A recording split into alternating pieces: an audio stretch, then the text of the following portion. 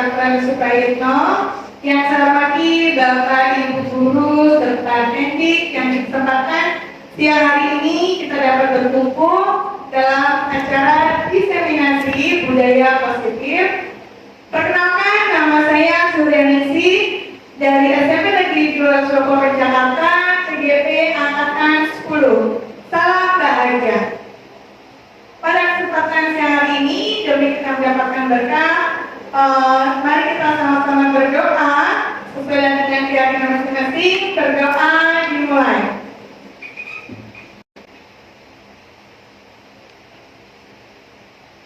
Amin, amin ya rabbal alamin. Doa selesai. Untuk acara pertama, izinkan saya membacakan susunan acaranya.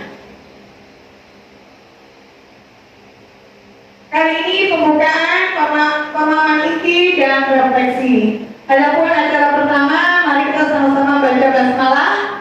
Bismillahirrahmanirrahim. Selanjutnya mohon kesediaannya kepada Bapak Dr. Suprayitno untuk memberikan sambutan dan arahannya. Kepada Bapak Suprayitno dipersilakan.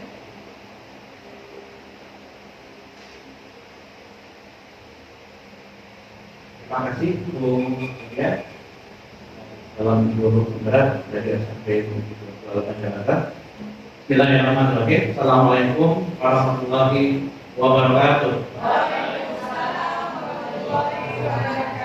Bapak Ibu yang hormati, terima kasih kepada Bu Suryaningsi, Bapak Ibu yang Bapak Ibu guru dan tenaga pendidik yang sudah hadir di acara ini, ya, dalam rangka diseminasi ya pembelajaran atau materi modul 4 ya tentang budaya positif yang akan nanti disampaikan berbagi baik ini kepada Bapak Ibu semua. Bapak Ibu yang saya hormati, di dalam budaya positif yang nanti akan disampaikan ini akan berisi materi-materi tentang bagaimana pembelajaran dilakukan kelas dengan hal-hal yang positif disampaikan sehingga pembelajaran itu akan menjadi nyaman, menyenangkan, tertib, ya, yang diharapkan para siswa bisa mengikuti belajar dengan baik dan mendapatkan hasil. Bapak Ibu yang hormati, di budaya positif ini juga ada semacam perjanjian kontrak ya, khususnya ada perjanjian kontrak bagaimana anak itu atau dengan disiplinnya, kemudian diatur dengan kata-katanya, dengan kegiatannya, dengan perilakunya semua kan. Tetapi dengan catatan akan kerjasama komunikasi antara siswa dengan guru. Jadi ada semacam kerja mana nih yang disepakati sehingga pembelajaran itu betul-betul dari dua arah dan itu terjadi praktik yang menyenangkan. Bapak Ibu yang hormati, sekali lagi ini suatu materi yang sangat bagus yang nanti Bapak Ibu bisa kembangkan ya di dalam kelas Bapak Ibu ya, insyaallah. Nah, juga semoga pelajaran itu dalam yang ada Bapak Ibu juga semua dapat menyimak dengan baik dan dapat melaksanakannya di kelas. Saya kira ini yang bisa saya sampaikan. Diberikan maaf, wabillahi taufiq wal hidayah. Assalamualaikum warahmatullahi wabarakatuh. Terima kasih Bapak Dr. Suprayitno telah memberikan sambutannya. Selanjutnya, marilah hadirin semuanya, saya mohon kesediaannya untuk kita fokus, tenangkan hati dan pikiran, berdamai sejenak untuk situasi yang ada dalam diri kita untuk hadir seutuhnya dalam ruangan ini. Selanjutnya, topik yang akan kita bahas adalah dalam edukasi konsep, yaitu disiplin positif dan nilai-nilai kebajikan secara universal, teori motivasi, keyakinan kelas, dan kebutuhan dasar manusia, serta 5 posisi kontrol, serta segitiga restitusi.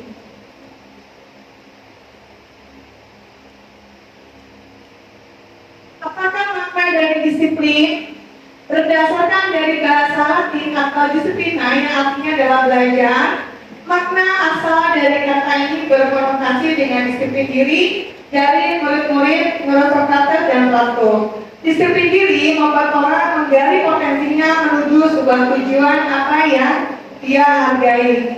Namun, dalam budaya kita, makna kata disiplin telah mengalami perubahan menjadi yaitu sesuatu yang harus dilakukan seseorang pada orang lain untuk mendapatkan kepatuhan.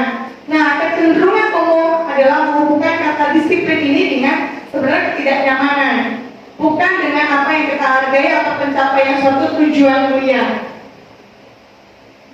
Nilai-nilai kebajikan apa saja yang secara universal kita dapat pahami, yang kita kenal dengan sifat-sifat positif. Manusia yang merupakan tujuan mulianya ingin dicapai setiap individu adalah nilai-nilai tersebut bersifat universal dan lintas bahasa, suku, bangsa, agama maupun antar gerakan. Setiap perilaku atau perbuatan memiliki suatu tujuan menurut Dr. William Glasser. Ini adalah teori kontrol. Dengan mengkaitkan nilai-nilai kebajikan yang diyakini seseorang, maka motivasi secara intrinsiknya akan terbangun sehingga dapat menggerakkan motivasi dari dalam untuk dapat mencapai tujuan yang mulia yang diinginkan. Menurut Diana Gosen. Nah, nilai-nilai kebajikan seperti apa yang ingin dicapai oleh setiap anak-anak di Indonesia kita kenal dengan profil pelajar Pancasila. Beriman, bertakwa kepada Tuhan Yang Maha Esa dan berakhlak mulia, mandiri, bernalar kritis, berkebinekaan global, bergotong royong serta kreatif. Bapak Ibu, nanti akan saya berikan tayangan video yang sudah saya lakukan tentang budaya positif ini. Sebelumnya saya akan memberikan beberapa teori. Izinkan saya memberikan beberapa teorinya. Pembelajaran di 2.2 tentang teori motivasi, hukuman, dan penghargaan. Bapak Ibu, selama ini tanpa kita sadari, apapun yang Bapak Ibu sudah lakukan itu sebenarnya sudah bagus dan baik sekali, sehingga dapat membentuk karakter anak-anak kita, profil pelajar Pancasila. Namun, tanpa kita sadari, penghargaan itu malah membuat sebuah hukuman. Apa coba nih? Teori motivasi perilaku manusia ada dari eksternal, dari luar maupun dari internal. Sekarang motivasi eksternal dulu, dari luar. Untuk menghindari ketidaknyamanan atau hukuman, apa yang akan terjadi apabila saya tidak melakukannya? Bentuk pertanyaan. Kemudian, untuk mendapatkan imbalan dari orang lain atau institusi, apa yang akan saya dapatkan apabila saya melakukannya? Saya dapat reward, penghargaan, dihargai dan diakui statusnya. Kemudian, kalau motivasi dari dalam, tentunya ini sudah terbentuk karakternya. Tujuan disiplin positif adalah untuk menghargai diri sendiri. Saya akan menjadi orang yang seperti apa bila saya sudah melakukannya. Sudah melakukannya ya. Nah, ini diukur pada penghargaan. Ini sebenarnya kalau saya agak aneh gitu ya, kok kalimatnya diukur pada penghargaan. Nah, kita simak kayak ini. Penghargaan berlaku sama dengan hukuman, dalam arti meminta atau membujuk seseorang melakukan sesuatu untuk memenuhi suatu tujuan tertentu dari orang yang meminta atau membujuk. Nah, dorongan eksternal dan akan ada faktor ketergantungan. Beberapa dampak dari pemberian penghargaan menurut Alkitab di sini ada pengaruh jangka pendek dan jangka panjang. Ambil contoh. Selama ini sampai kita sadari kalau saya mau masuk kelas, kadang saya memberikan reward. Hal-hal sederhana, saya bawa coklat. Ketika anak bisa menjawab, jangan dapat coklat. Tetapi ketika saya tidak membawa coklat, ya, dia jadi nggak aktif lagi kelas. Gitu. Jadi sebenarnya ketika saya memberikan reward ini, ada sesuatu yang diharapkan, aktif, gitu ya. Nah, ini yang dimaksud sama dengan pemenang dari lomba-lomba Olimpiade Sains, pemenang dari atlet lainnya. Ketika dia dipuji oleh guru, Bapak Ibu, ternyata dia dicemburu oleh teman-temannya, dia dijauhi, malah anak-anak hebat itu tidak punya teman. Tanda kutip butuh buku, gak punya teman. Itu yang dikategorikan dihukum oleh penghargaan. Ya, dia bagus, dia aktif, dia cerdas, tetapi malah dia tidak dihargai. Itu yang dimaksud dengan dihukum oleh penghargaan. Pengaruh jangka pendek dan jangka panjang. Jangka pendeknya kalau jadi aktif, bagus, pembelajaran ramai, tetapi jangka panjangnya dia berharap sesuatu, mengharapkan penghargaan. Nanti kalau aku bisa jawab, aku akan dapat coklat, aku akan dapat poin bagus, aku akan dapat bintang. Ternyata Bapak Ibu itu adalah hukuman dihukum oleh penghargaan. Jadi ada nilai-nilai kebajikan yang harus lebih kita tanamkan. Boleh lanjut ya? Kita lanjutkan silakan. Penghargaan hukum, penghargaan mengurangi ketepatan, penghargaan yang tidak efektif, dan penghargaan merusak hubungan. Itu tadi, merusak hubungan dengan teman. Pada akhirnya, udahlah aku nggak usah jadi juara aja, juara umum, nggak punya teman, dijauhi, nggak populer, bahkan dibully. Kasih contekan enggak? Nanti anak cerdas, anak pintar itu akan dibully oleh teman-temannya. Kenapa Bapak Ibu? Karena dia dipuji oleh guru. Dan tanpa kita sadari, kita pun suka membanding-bandingkan A, si B, si C terhadap dengan anak-anak lainnya. Nah ini efeknya. Baik, lanjut. Kesimpulannya bahwa penghargaan itu tidak selalu bernilai positif, namun dapat juga bernilai negatif. Ya, Bapak Ibu ya, kita bernilai negatif. Nah di sini bentuk kebajikan atau apresiasi. Dalam memberikan apresiasi atau pengakuan, perlu diingat beberapa hal. Beri pengakuan secara pribadi. Kita panggil anaknya, kamu hebat. Jadi tidak akan ada kecemburuan sosial, ada iri-irian. Beri pengakuan kepada semua murid, tapi secara bergantian. Kita sebutkan namanya. Misalkan, Nisa, kamu keren banget hari ini karena kamu sudah baik hati sama teman kamu. Rini, ya ampun kamu hari ini kamu jujur sekali. Kamu hari ini tidak mencontek dan memberikan semangat sama teman-teman kamu. Putra, hari ini kamu keren. Melihat sampah di atas tangga, kamu langsung membuang sampah pada tempatnya. Macam itu. Beri pengakuan kepada semua persaudara, beri pengakuan secara konsisten. Jadi Bapak Ibu tidak memuji pada saat kejadian saja, tapi konsisten, terus menerus. Kalau dia melakukan kebajikan, apapun bentuk sekecil apapun disebutkan. Fokus pada prosesnya. Kemudian contoh pengakuan atau apresiasi kebajikan. Nih seperti kemarin saya perhatikan rasa empatimu besar sekali pada saat menolak murid baru di kelas kita. Neoma, saya menghargai kepedulianmu pada saat kamu membantu teman-temanmu di tugas kelompok. Itu. Jadi nilai kebajikannya yang lebih ditekankan kepedulian, rasa empati, dan rasa tanggung jawab. Terima kasih anak, kamu tanggung jawab tinggi sekali pada saat kamu memungut kertas-kertas yang berserakan di lantai. Nah, ini tolong bedakan mana hukuman atau konsekuensi. Ya, Bapak Ibu sekalian. Menurut Bapak Ibu, mencatat 100 kali di dalam buku kalimat, saya tidak akan terlambat lagi karena terlambat setelahnya. Ada hukuman apa? Konsekuensi. Hukuman. Ya. Lari mengelilingi lapangan basket 2 kali karena terlambat hadir di sekolah. Hukuman. Murid diminta untuk push up 15 kali karena tidak menggunakan masker ke sekolah. Hukuman. Menggantikan kertas tugas teman yang telah dicoret-coret. Konsekuensi. Catat. Membersihkan tumpahan air di meja tulis karena tersenggol pada saat belajar. Konsekuensi tanggung jawab ya. Murid disuruh untuk tidak mengenakan sepatu seharian di sekolah karena tidak mengenakan sepatu hitam. Hukuman. Lari mengelilingi lapangan basket 2 kali karena terlambat 10 menit untuk pelajaran PJOK atau pelajaran IPS. Hukuman. Oke. Simak semuanya. Ini jawabannya. Ya, beri aplaus untuk Bapak Ibu semuanya. Keren. Jadi ini adalah konsekuensinya ya, lari di lapangan karena dia terlambat 10 menit. Disiplin. Masih berhubungan. Karena PJOK, kecuali kalau IPS tidak, kalau IPS belajar bahasa Indonesia, belajar IPA, berarti itu hukuman. Terima kasih. Sip. Lanjut. Nah ini dia, hukuman dan konsekuensi. Hukuman perbedaannya sesuatu yang menyakitkan. Konsekuensi sesuatu harus terjadi, ada konsekuensinya, ada hukum sebab akibat. sakit secara fisik maupun hati, jangka waktu lama bisa dendam kalau kita hukuman. Sakit hati, dendam.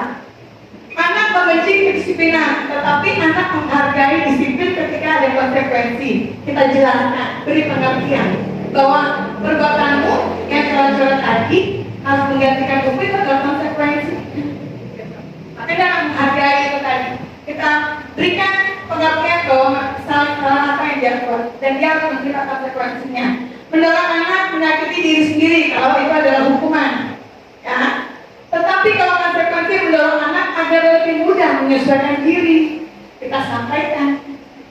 Kemudian konsep diri yang buruk, kalau konsekuensi maka dirinya baik. Anak belajar untuk menyembunyikan kesalahan. Dia takut dapat hukum, aku bohong aja. Jadi menghindari hukuman, dia akan berbohong menyebutkan kesalahan. Percaya jelas diri, belum penting, gak akan cerita. Tetapi kalau konsekuensinya, anak akan belajar untuk lebih mematuhi peraturan.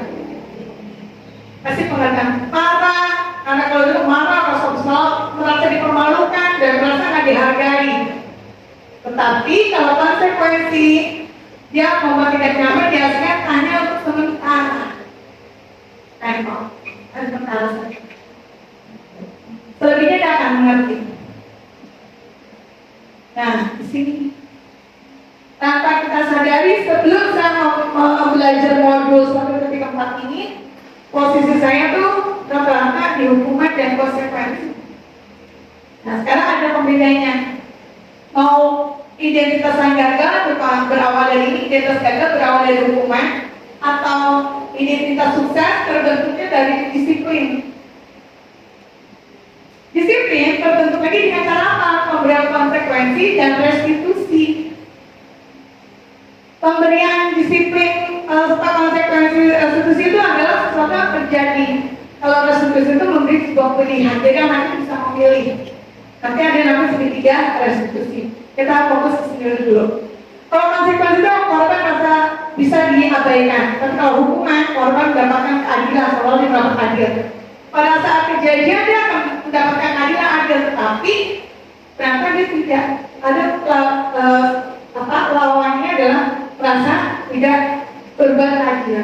Perilaku masih agresif tentunya. Tapi kalau konsekuensinya penguatan yang bertahan dalam jangka waktu pendek. Sementara kalau restitusi masalah terselesaikan, win-win. Jadi menang-menang. Win-win. Bukan hanya sekedar win-win solution ya, tapi win-win. Berpikir menang-menang. Bukan hanya menang kalah, tapi menang. Dan membantu penerapan menghidupi peraturan dalam masyarakat. Terima kasih Bapak. Murid belajar bertanggung jawab untuk perilakunya. Sementara kalau restitusi itu fokus pada pemecahan masalah dalam jangka waktu panjang. Pertanyaannya adalah nanti ketika kita melakukan restitusi itu, apa yang kamu yakini? Apa yang bisa kamu lakukan untuk memperbaiki masalah ini? Dan lalu akan lebih menghormati dirinya sendiri tentunya serta orang lain. Ketika kita sudah bisa menghargai diri kita sendiri, maka kita bisa menghargai orang lain. Nah itu secara tidak langsung sudah kita lakukan Bapak Ibu. Kita di posisi restitusi. Jadi menghargai juga menghormati peraturan yang ada. Karena kita berikan konsekuensi. Itu ya dua hal terbentuk dari disiplin dengan cara konsekuensi dan restitusi. Nah ini dia. Keyakinan kelas. Pada dasarnya keyakinan kelas itu mirip dengan peraturan sekolah. Dilakukan dengan rasa tanggung jawab terhadap nilai-nilai yang kalian yakini. Contoh keyakinan kelas saling menghargai sesama kelas, teman guru, dilarang mencontek, itu ada kalimat negatif, maka diganti dengan jujur. Kalimat jangan atau larang itu nggak boleh, tapi harus dengan kata-kata yang positif. Nah ini bentuknya. Berawal dari peraturan kelas, menjadi keyakinan kelas, terbentuk menjadi lingkungan yang positif, dan menjadi sebuah habit atau kebiasaan jadi budaya yang positif. Kalau semuanya masyarakat sekolah stakeholder yang ada sudah melakukan lingkungan positifnya, maka akan menjadi budaya yang positif.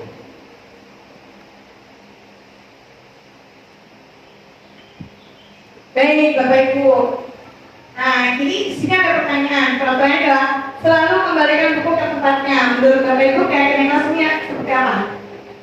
Berarti apa dia? Kerapian. Oke. Dilarang ganggu orang lain. Saling menghargai. Hadir setelah 15 menit sebelum pembelajaran dimulai. Datang tepat waktu. Dilarang melakukan kekerasan. Ketertiban, betul. Dilarang menggunakan narkoba. Kebetulan kan? Kesehatan ya, benar kesehatan dalam menggunakan narkoba kan bergantian atau menunggu giliran. Tertib. Jangan berlari di kelas atau koridor. Ketertiban. Udah digunakan masker. Kesehatan. Ini jawabannya. Suka atau selalu kembalikan buku ke tempat dulu. Suka bentuk tanggung jawab. Tanggung jawab. Dilarang kepada orang lain, menghormati orang lain, hadir, berkomitmen. Kalau dia janji sama teman jam 10 ya, jam 10 berarti jam 10 kurang. Itu jadi komitmen, menghormati orang lain. Dilarang pakai kekerasan, berarti menghargai, menjawab pertanyaan lain, juga ada keselamatan pula. Pergantian menunggu giliran. Belajar untuk bersabar, menghormati orang lain, gunakan masker untuk keselamatan dan kesehatan kita, serta jangan berlari di koridor untuk keamanan dan keselamatan. Kebutuhan dasar manusia. Nah ini kadang-kala kita suka iris ya dengan keadaan. Kebutuhan dasar manusia itu 5 kebutuhan dasar ini harus terpenuhi. Jika salah satunya tidak terpenuhi, maka akan terjadi hal-hal negatif yang tidak sesuai dengan norma kebajikan. Contoh, kasih sayang dan rasa diterima. Love and belonging. Kalau belonging, pakai love and belonging, itu bahasa Inggris. Love and belonging. Penguasaan, bertahan hidup, kesenangan, kebebasan. Contoh, Nisa selama ini bawa bekal makanan ini enak-enak. Putra sering ganggu Nisa, bekalnya Nisa diambil sama Putra. Kira-kira kebutuhan apa yang dibutuhkan oleh Putra? Kasih sayang dan bertahan hidup. Betul, kita beri aplaus. Ya, betul. Bertahan hidup. Karena bertahan hidup butuh makan dan minum. Karena butuh perhatian juga. Love and belonging. Baik. Ternyata Neoman juga ini sering ngajak temannya main-main. Ya, main, pulang sekolah main tanpa izin sama orang tua. Kebesokannya bisa pulang terlambat ikutan karena diajak main-main lagi. Kira-kira kebutuhan apa yang nggak mau butuhkan? Kesenangan? Bisa, kesenangan dan kebebasan. Ya, terima kasih kita beri aplaus untuk Bapak Ibu yang hebat. Nah, 5 posisi kontrol inilah yang terpenting Bapak Ibu. Ya, ada posisi gagal dan posisi sukses. Guru berbuat ketika dia menghadik, menunjuk-nunjuk, menyakiti ke dalam kategori ranah penghukum. Membuat rasa bersalah, ibu kecewa sama kamu. Nah itu kategori masih ranah membuat rasa bersalah. Kalau kita pun sebagai teman membuatkan alasan kenapa kamu datang terlambat, nah? Apa yang terjadi selama perjalanan ke sekolah? Apa yang membuat kendala? Apa yang membuat kamu terlambat? Terus kita sebagai teman. Ini udah busur itu berkali-kali kamu masih terlambat juga. Bisa kayak gitu kan? Coba dalam 1 bulan kamu berapa kali nggak masuknya? Pasti menghitung-hitung dan mengukur pemantau. Jadi ada catatan yang tertera, keterlambatan, pelanggaran itu masih kategori kena pemantau. Tetapi kalau sudah mengajukan beberapa pertanyaan dengan kualitas itu tadi, maka dia akan kategori manajer. Bapak Ibu baiknya berada di lingkungan manajer. Apa yang sudah kamu kerjakan? Bagaimana cara memperbaiki masalah ini? Betul-betul pertanyaan semacam itu. Kemudian menguatkan pribadinya, serta murid-murid memberikan hal-hal yang positif. Dunianya semakin berkualitas, meningkatkan kualitas dia. Bagaimana cara kamu memperbaiki keadaan?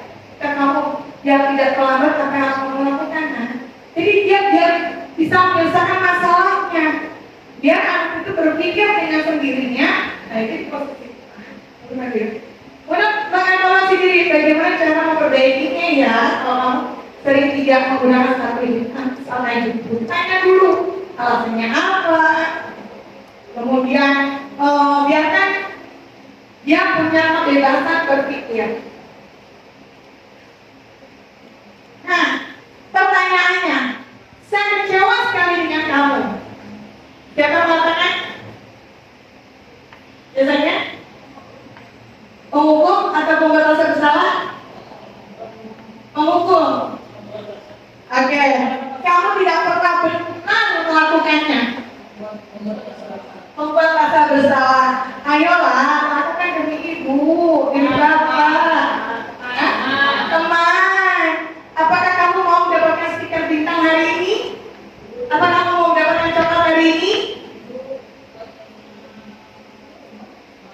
Aman, oke. Bagaimana kamu bisa menyelesaikan masalah ini? Manager, kamu selalu yang paling terakhir. Membuat rasa bersalah. Ini jawabannya.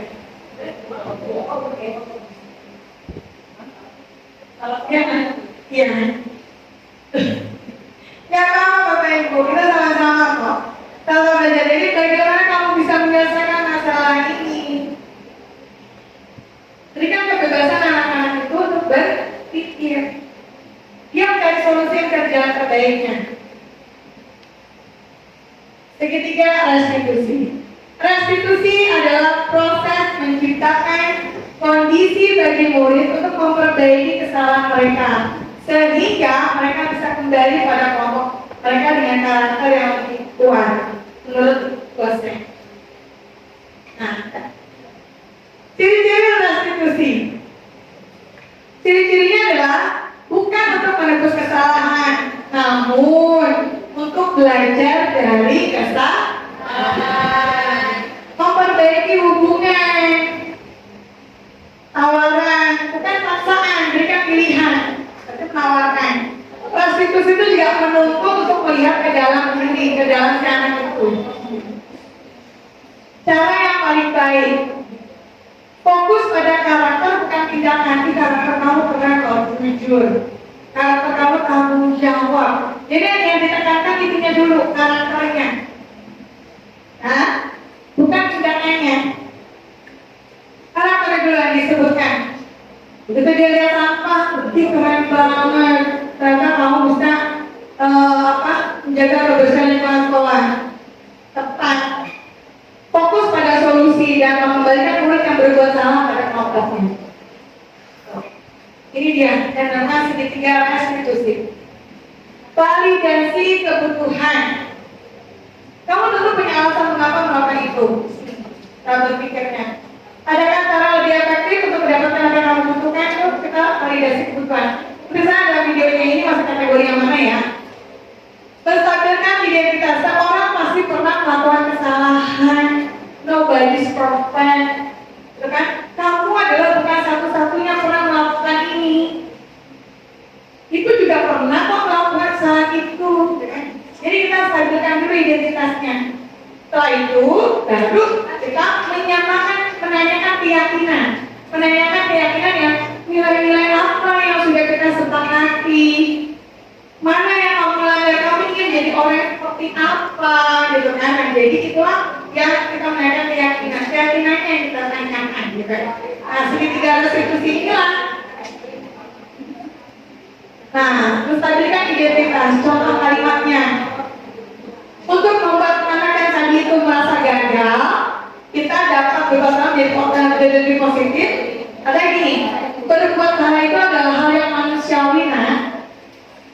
Tidak ada manusia sempurna, nobody's perfect, nah. It's okay. Bapak Ibu juga berbuat salah kok. Ibu Surya pernah berbuat salah, gitu kan? Kita pasti bisa menyelesaikan permasalahan ini, nak. Macam itu ya.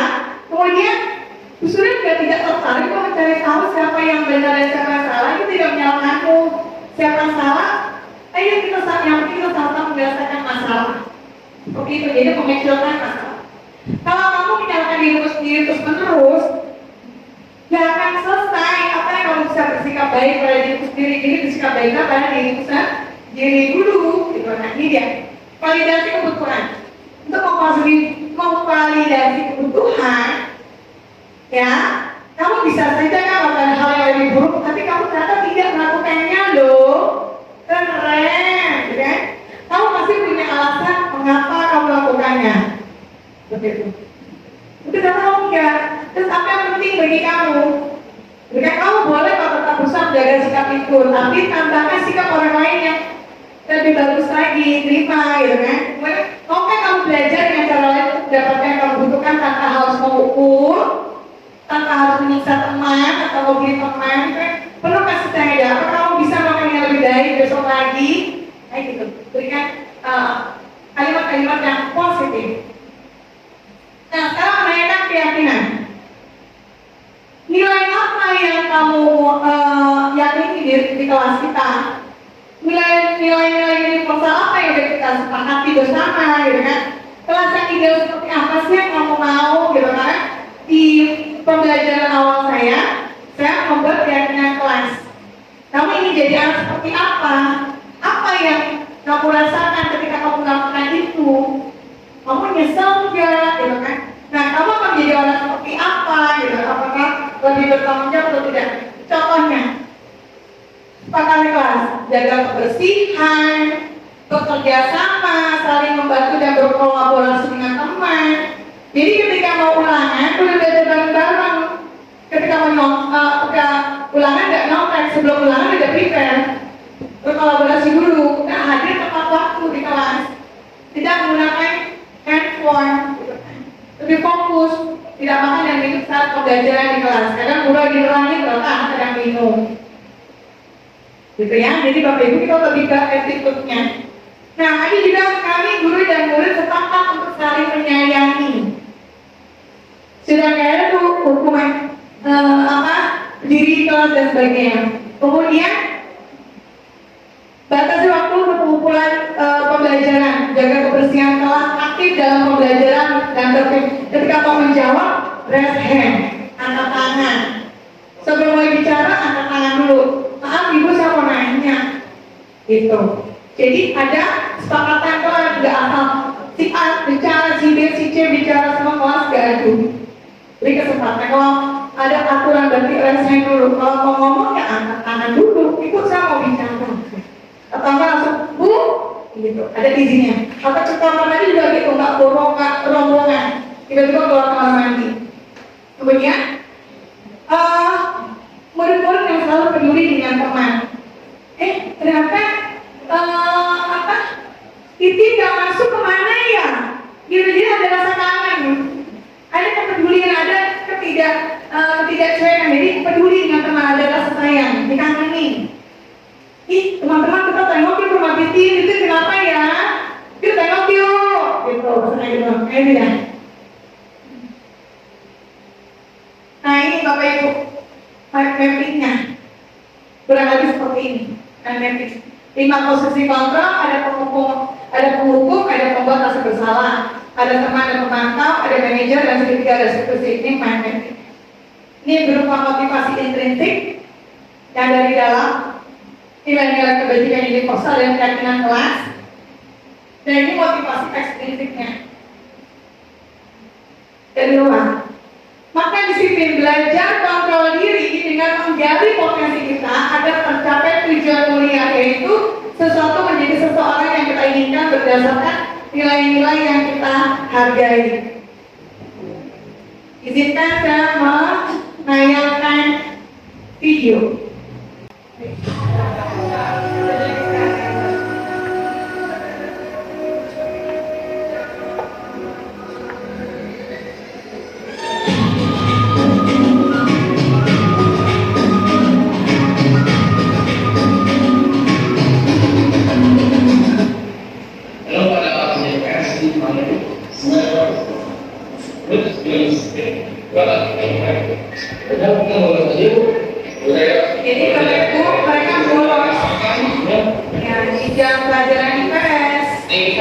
karena belum mengerjakan tugas-tugasnya.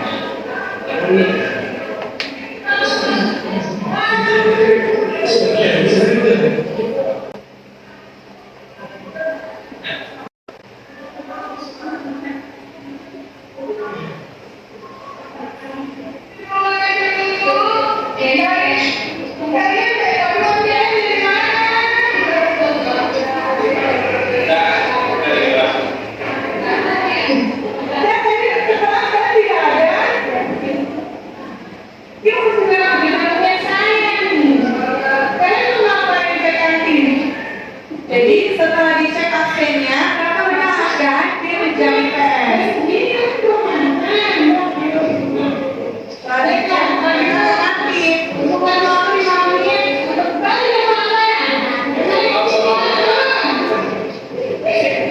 kalian dengan terus kenapa?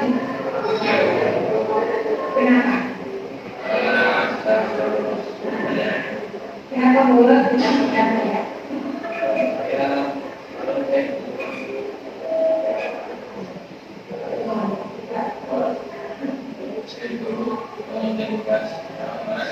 Jadi menandakan beberapa alasan kenapa.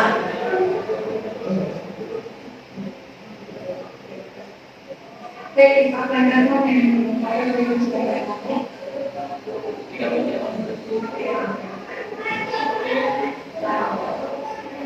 Ini ada yang positif ya. Baiklah, itu mengajari kejujuran kalian. Itu berharap ke depannya ada temuan mereka. Ya, baik, silakan dari kelas dan nanti dan KPP. Apakah ini sudah melakukan restitusi? Belum, betul. Jadi bagaimana? Waduh,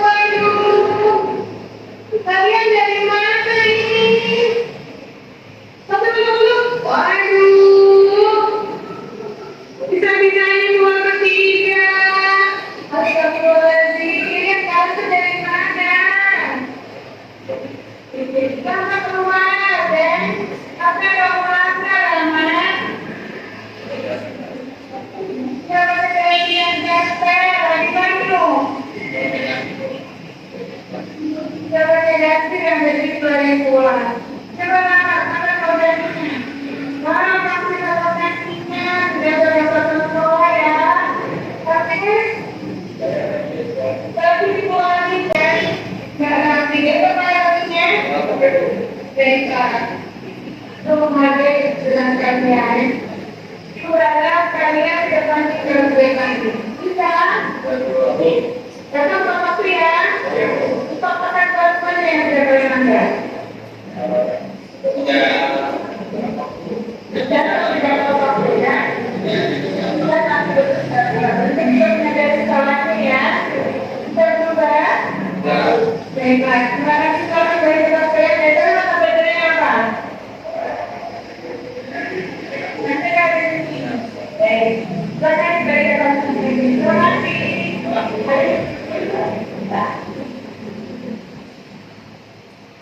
Kita ketemu lagi ya, berdasarkan catatan yang ada di di tiket tadi, kalian kenapa dipanggil? Betul ya? Karena atributnya, kenapa yang atribut sekolahnya? Kamu mulai baju terus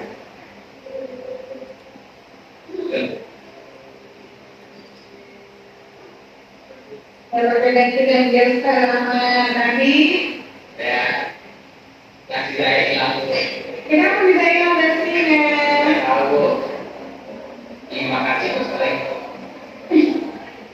Ini mau lanjut, kamu namanya belajar berarti ya, baik. Itu menghargai tujuan kalian dan mengakui kesalahannya. Tahukah kalian bahwa itu sudah menjadi urusan sekolah? Semoga kedepannya berharap kalian tidak pernah lagi ya. Disiapkan dari Awal misalnya kedudukan sekolah sudah terbukti. Bisa? Sampai kamu apalagi yang kurang? Apakah sudah terlihat segitiga restitusinya? Oke, sudah belum? Terima kasih. Ibu Ari, Ibu dan kalian sebetulnya tetap diberi baik lagi. Bisa? Terima kasih. Selamat dari kelas. Sama-sama.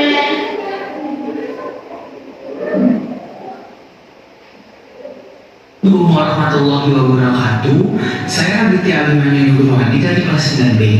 Saya berterima kasih kepada Bu Surya karena sudah membantu saya menyelesaikan permasalahan yang saya lambat, yaitu bolos pembelajaran Bu Surya, tidak mengerjakan tugas Ibu Surya, dan memakai atribut yang kurang lengkap. Terima kasih Bu Surya karena sudah membantu saya menyelesaikan permasalahan dan memberikan solusi-solusi yang tepat untuk saya menyelesaikan permasalahan tersebut. Terima kasih Bu Surya. Wassalamualaikum warahmatullahi wabarakatuh. Apakah sudah terlihat restitusinya? Sudah. Terima kasih karena di lain hari ternyata dia sudah tidak melanggar lagi. Sudah terlihat perubahan yang baik, sudah menggunakan seragam dengan tepat dan atribut yang digunakan sudah sesuai dengan peraturan sekolah. Baik, kita lanjutkan dengan refleksi. Hari ini kita belajar apa? Di pertanyaannya saya akan memberikan lembar refleksi untuk Bapak Ibu isi. Kita beri waktu 10 menit dari sekarang. Terima kasih.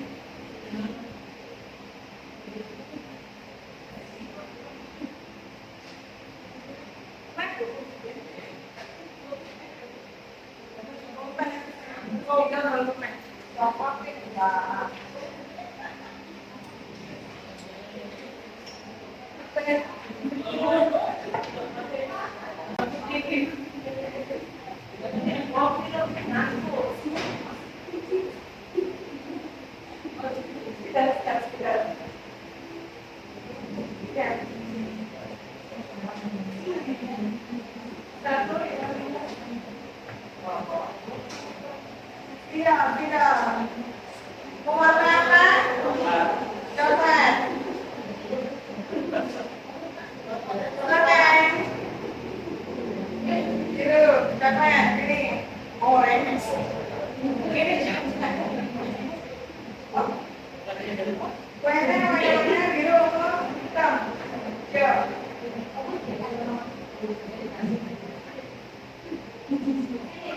Kasih. Sabar, coklat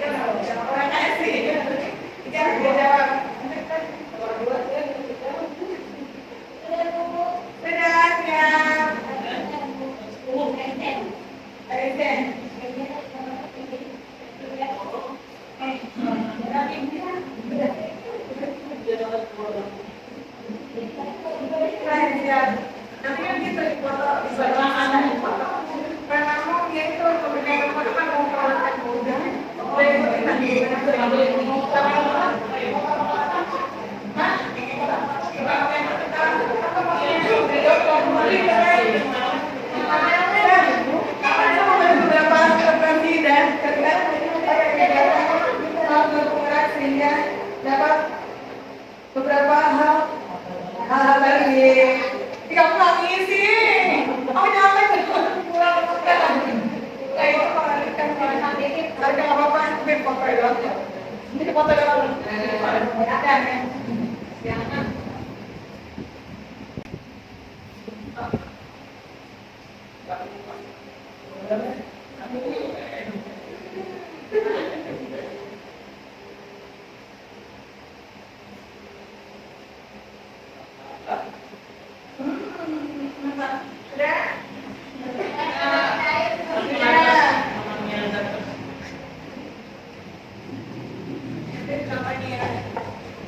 Terima kasih. Kita lihat foto kalian dulu apa yang ada. Terima kasih atas. Salam bahagia. Salam sejahtera. Tergerak, bergerak dan menggerakkan. Wassalamualaikum warahmatullahi wabarakatuh. Terima kasih Bapak. Nah, refleksi atau kesimpulan yang Bapak dapatkan dari pembelajaran diseminasi budaya positif yang disampaikan oleh Bu Surya. Ya, kemarin saya mendapat ilmu baru tentang bagaimana cara menangani siswa didik, terus mengkondisikan peserta didik untuk kembali mengenal sekaligus memperkenalkan segitiga institusi, menanyakan atau memvalidasi kebutuhan mereka, terus menanyakan keyakinan mereka terhadap keputusan belajar mereka, cara belajar mereka, terus menstabilkan identitas mereka. Tentang bagaimana cara mereka untuk belajar, cara mereka untuk bersosialisasi, cara mereka untuk menyadari tentang lingkungan belajar mereka dan lain-lain. Apakah yang disampaikan oleh Bu Surya cukup jelas dan sudah bisa membedakan mana sebagai penghukum atau rasa bersalah atau sebagai manajer posisi Bapak Putra selama ini yang dirasakan pernah ada di posisi yang mana? Ya, selama ini setelah diperkenalkan materi-materi seperti itu, konstitusi dan menanyakan kembali tentang kebutuhan siswa, terus menyadarkan tentang kesadaran keyakinan siswa lagi, saya merasa posisi saya selama ini di posisi penghukum kebanyakan ya, karena kadang-kadang kita terbawa situasi dengan perilaku siswa, dengan cara belajar siswa, sehingga kita tidak bersikap objektif. Kita lebih banyak melibatkan sisi emosional kita. Nah, mungkin ke depan setelah mendapatkan materi ini, saya berharap bisa pada level manajer, ya, sehingga saya bisa menjadi teman bagi siswa, ya, sekaligus bertindak sebagai pembimbing dan panduan untuk mereka. Baik, terima kasih Pak Putra atas kesimpulan dan refleksinya. Sama-sama, terima kasih. Assalamualaikum warahmatullahi wabarakatuh. Waalaikumsalam warahmatullahi wabarakatuh. Apa kabarnya kalian semua? Baik. Siapa kita? SMP Negeri 228 Jakarta. SMP Negeri 228 Jakarta.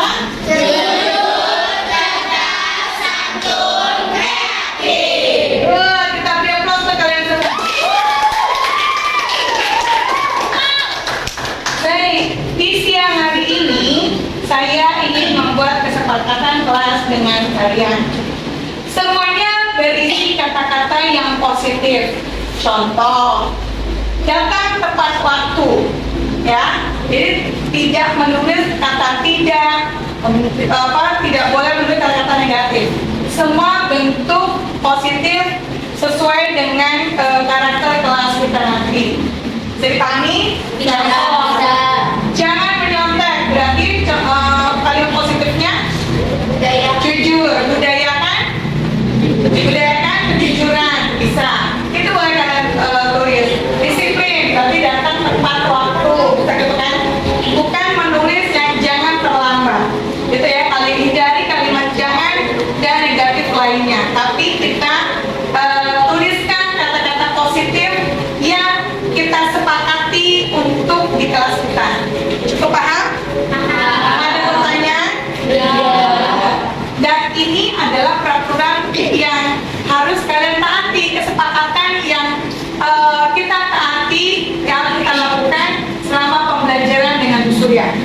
Paham? Makasih. Ibu akan membagikan kertas.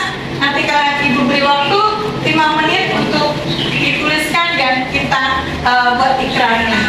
Paham ya? Baik, kita mulai.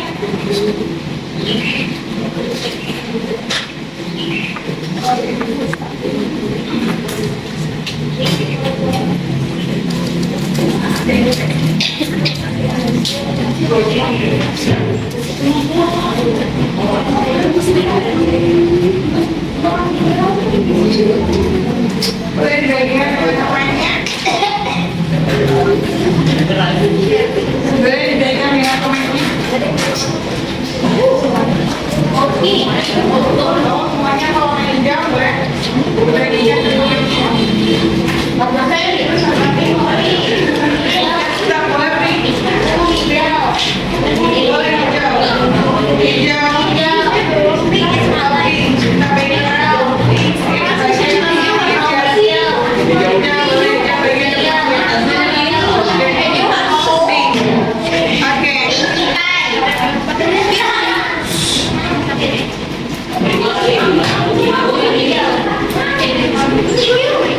Oke, silakan dituliskan.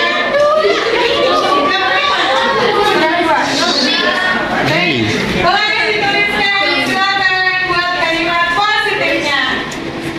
Satu doang atau boleh lebih? Boleh lebih 2. Silakan 2. Ya.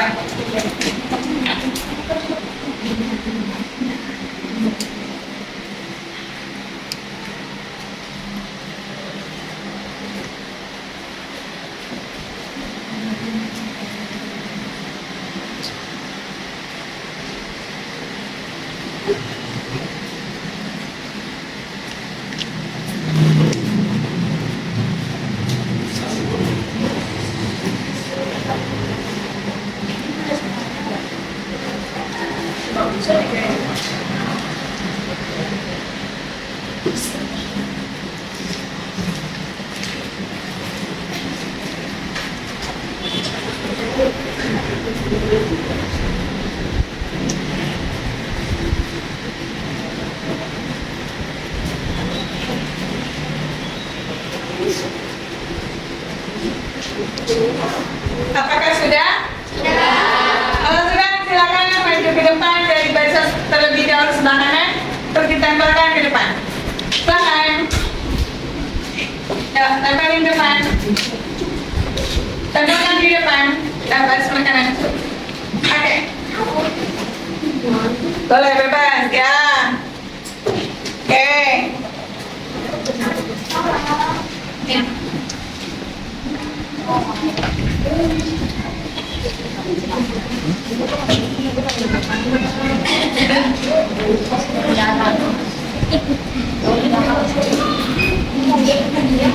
Ya, siap. Baris berikutnya, silakan ke depan.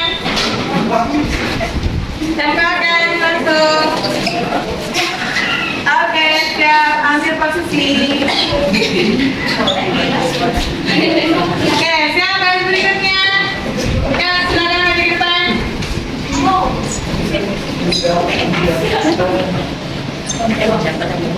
Tempelkan. Nanti yang nempel bisa kasih ke boleh.